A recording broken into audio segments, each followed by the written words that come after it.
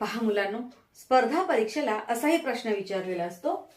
5 रुपयाचा 2/5 व 12 रुपयाचा 2/3 यांची बेरीज करा. मग पर्याय आपल्याला दिलेले आहेत 3, 7, 10 आणि 12 अशी उत्तरं आहेत. मग हे सोडवायचं कसं?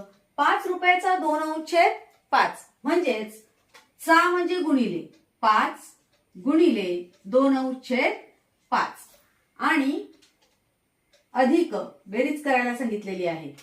12 रुपयाचा 6 म्हणजे गुणिले 2/3. मग आता हे 5 गेले, हे 5 गेले, राहिले किती? 2 अधिक 3 एके 3 आणि 3 चौक 12 म्हणजे इथे आले 4 गुणिले 2 म्हणजे 4 दुने 8.